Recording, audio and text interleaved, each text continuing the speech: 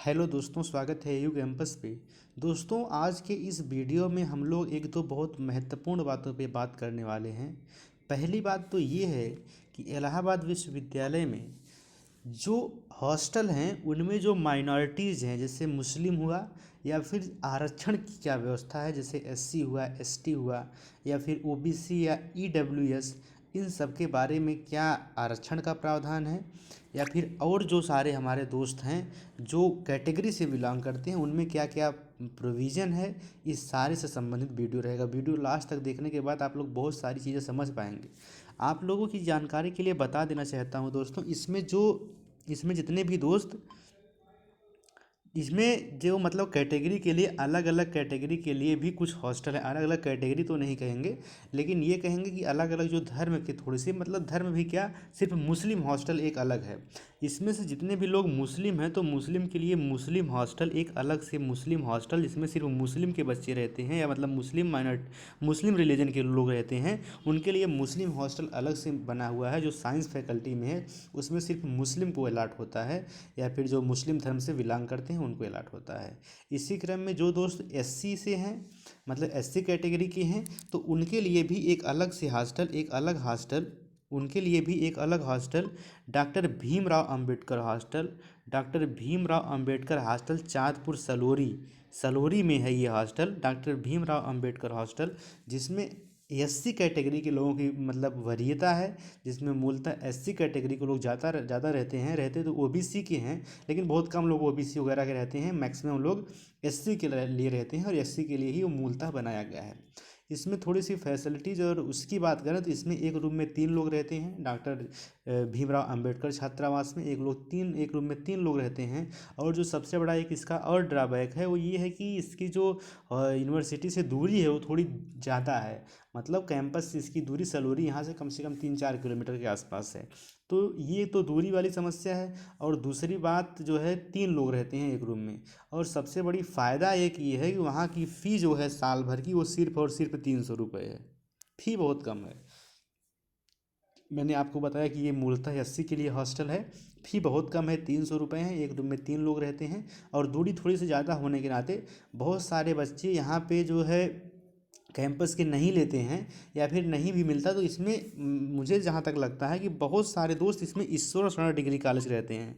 जैसे मेरे ही परिचय के बहुत सारे बैचमेट मेरे जो हैं, ईश्वर शरण डिग्री कॉलेज के जो लोग पढ़ते हैं, मैक्सिमम लोगों को वही भीमराव अंबेडकर ही अलाट कर देते हैं। वो है यूनिवर्सिटी का हॉस्टल। अगर प्रीफरेंस यूनिवर्सिटी के ही बच्चों को मिलती है, लेकिन बहुत सारी जानकारी का अभाव होता है, थोड़ा दूर है तो लोग जा नहीं पाते हैं, ना पहुंच पाते हैं, ना प्रॉपर फॉर्म ले पाते हैं। इस वजह से एससी कैटेगरी में जो है कि वहाँ ईश्वर शरण डिग्री कॉलेज, एफिलिएटेड कॉलेज के लोग ज़्यादा रहते हैं। भारी संख्या में ईश्वर शरण की रहते हैं, कैंपस के लोग कम ही रहते हैं। ये बात रही आपके माइनॉरिटीज़ की।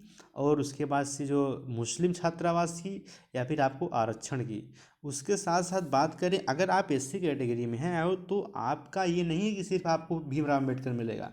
अगर आपके मार्क्स अच्छे हैं तो आपको सर सुंदरलाल छात्रावास, आपको पीसीबी छात्रावास, आपको केपीयूसी छात्रावास, आपके मार्क्स के हिसाब से आपके रैंक लिस्ट में नाम आएंगे। लेकिन जैसे ही मतलब बहुत कम नंबर है तो आपको भीमराव अम्बेडकर छात्रावास मिल सकता है अगर आप एससी कैटेगरी से हैं।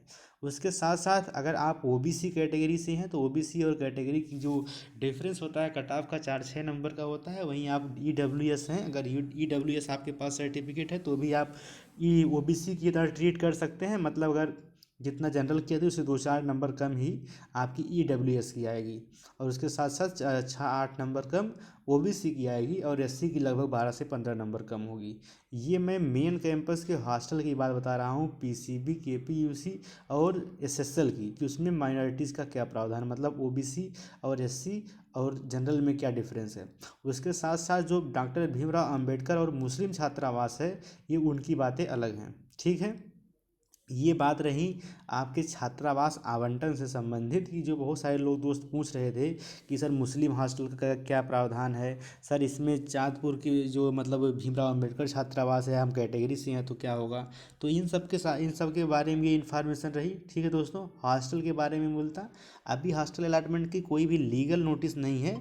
आप लोग ये मान के चलिए कि जैसे ही 4 जनवरी को कैंपस खुलेगा, उसके बाद से ये सारी प्रक्रियाएं बहुत तेज़ी से चलने वाली हैं। ठीक है, सारी चीज़ें सुचारू रूप से चलेंगी और बहुत ही जल्दी से ही आप लोगों का छात्रावास का आवंटन भी होगा। तो इस क्रम में मैं आप लोगों को अपडेट देता रहूँगा।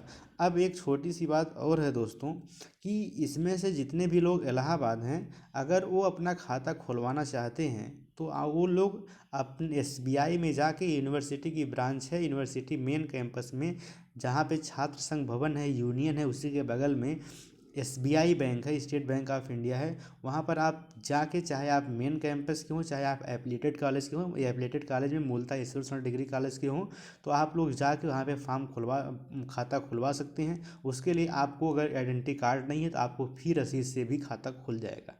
ये आज की अपडेट है, मैं आज ही गया हुआ था। मेरा पहले का अकाउंट है पीएनबी में, लेकिन मैं गया हुआ था वहाँ पे एसबीआई में खुलवाना, क्योंकि एनसीसी में जो लोग हैं, एनसीसी के लिए ज़रूरी होता है कि आपका जो बैंक का खाता है वो एसबीआई में हो। तो मैं सेकेंड ईयर में एनसीसी लिया हूँ, तो मैं जाके खाता खुलवाने गया था। तो मैं वहाँ से पूछा कि सर, जो फर्स्ट ईयर के बच्चे हैं अगर वो खुलवाना चाहें तो उनका आइडेंटिटी कार्ड नहीं बना तो कोई प्रोविज़न है? तो उन्होंने बताया कि अपने फी रिसिप्ट से भी आसानी से खुलवा पाएंगे आप लोग अपना खाता। अगर खुलवाना चाहते हैं खुलवा लीजिए, क्योंकि अगली साल भी तो काम देगा। और वैसे भी अगर है पहले खाता तो स्क्रिप्ट भी कर सकते हैं, लेकिन ये अपडेट अगर आप लोग इलाहाबाद में हैं या फिर आएंगे 1-2 दिन में, तो जाके खाता खुलवा सकते हैं। क्योंकि ये जो समय है दोस्तों ना, इसमें आपको बहुत सारे लोग बहुत सारी बातें बताएंगे। वो तो ऐसा बता देंगे जैसे लगेगा कि सब कुछ कागजी है, लेकिन जो यथार्थ है, जो सच्चाई है, वो कुछ और ही है। जब आप लोग सच्चाई से रूबरू होंगे तब पता चलेगा।